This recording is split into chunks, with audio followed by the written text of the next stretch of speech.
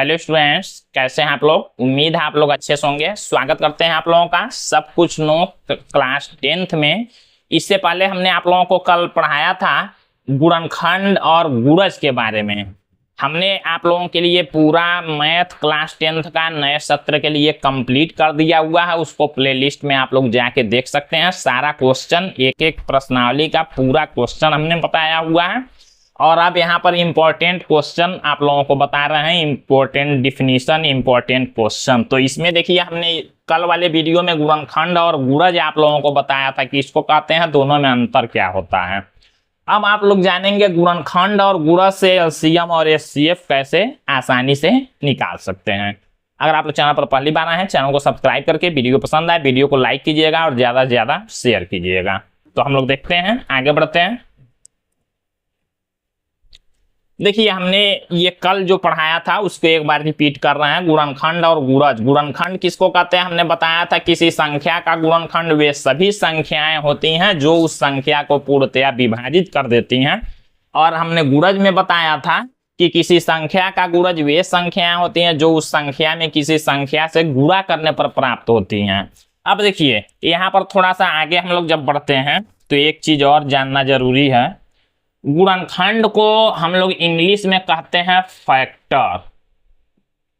गुणनखंड को हम लोग कहते हैं फैक्टर और गुणज को कहते हैं मल्टीपल। गुणज को हम लोग कहते हैं मल्टीपल, याद रखिएगा आप लोग। गुणज को मल्टीपल और गुणनखंड को फैक्टर। अब आगे बढ़ते हैं हम लोग, जो आज का टॉपिक हमारा कि एलसीएम और एचसीएफ कैसे निकालेंगे हम लोग। तो ध्यान दीजिएगा आप लोग, एलसीएम को हिंदी में कहते हैं लॉसो शॉर्ट में, और फुल लघुत्तम समापवर्त्य। ध्यान दीजिएगा, ये लघुत्तम समापवर्त्य कहते हैं। और इसको मौसा कहते हैं और हिंदी में महत्तम समापवर्तक कहते हैं। दोनों में अंतर है। देखिए, कई लोग लघुत्तम समापवर्तक कहते हैं, जो कि गलत है। लघुत्तम समापवर्त्य होता है और महत्तम समापवर्तक होता है, ये याद रखेंगे आप लोग। अब देखिए, हमने जो एलसीएम लिखा है इसका फुल फॉर्म होता है L means lowest, C means common और एम मीन्स मल्टीपल।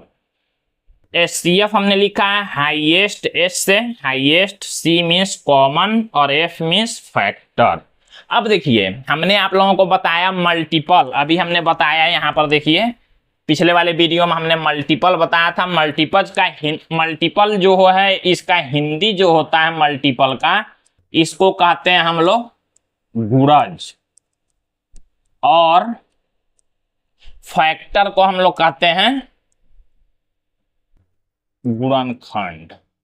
अब देखिए, मल्टीपल और फैक्टर मतलब गुणज और गुणनखंड से आप लोग कैसे एलसीएम और एचसीएफ को निकालेंगे। अब यहां समझिए, 15, 20 और 30 का एलसीएम निकालिए। 15, 20 और 30 का एलसीएम निकालिए। तो आप लोग कैसे निकालते हैं, आप लोग तीनों को एक लाइन में लिखते हैं, ऐसे लाइन खींचते हैं और करना शुरू कर देते हैं। लेकिन मल्टीपल और फैक्टर ये क्या चीज है, इससे समझिए। देखिए, एलसीएम को हम लोग कहते हैं लोवेस्ट कॉमन मल्टीपल। मल्टीपल माने क्या, गुणज। अब गुणज हमने बताया था, हमको 15, 20 और 30 का एलसीएम निकालना है। ध्यान दीजिएगा यहाँ आप लोग, 15, 20 और 30 का हमको क्या निकालना है, एलसीएम निकालना है। एलसीएम का मतलब क्या होता है, lowest common multiple. M means multiple. Multiple माने गुणज। अब गुणज हमने कल आप लोगों को बताया था, इससे पहले वाले वीडियो में।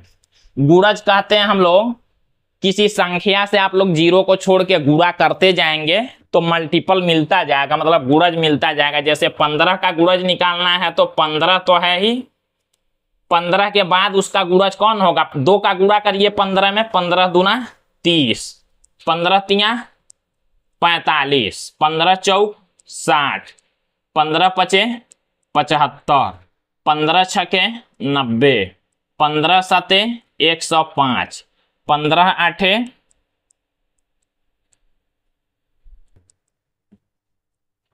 120। ध्यान दीजिएगा आप लोग, हम लोग निकाल रहे हैं 15, 20 और 30 का एलसीएम हम लोग निकाल रहे हैं। अब एम मतलब होता है मल्टीपल, मल्टीपल मीन्स गुणज। ध्यान दीजिएगा आप लोग, तो 15 का हमने गुणज लिख लिया। अब हम क्या करते हैं, अब हम लिखते हैं 20 का गुणज।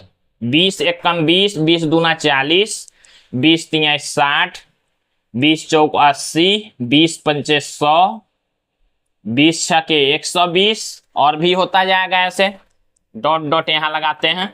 अब देखिए 30 का, 30 एकम 30, 30 दूना 60, 30 तिया 90, 30 चौक 120, और भी ऐसे होता जाएगा।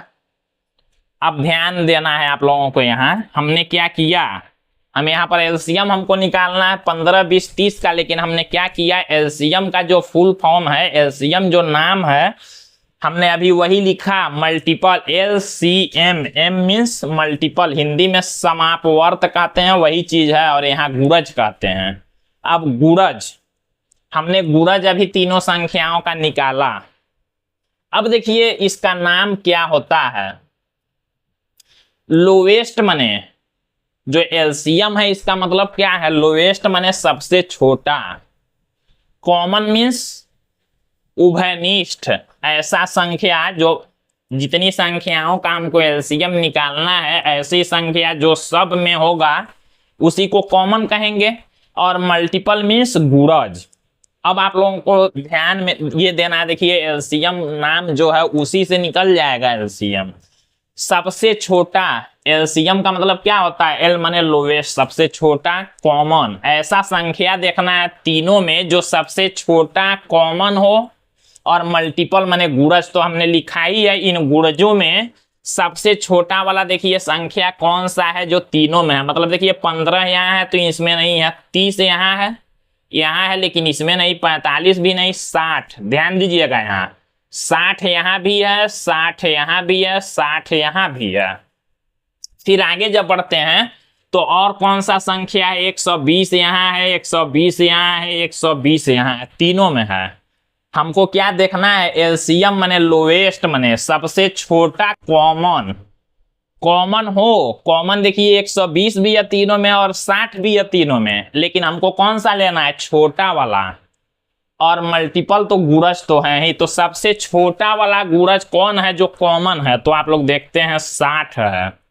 60 जो है वो तीनों में आया है और छोटा है, क्योंकि उसके बाद जो कॉमन होगा 120 है, तो इससे तो बड़ा हो गया ये।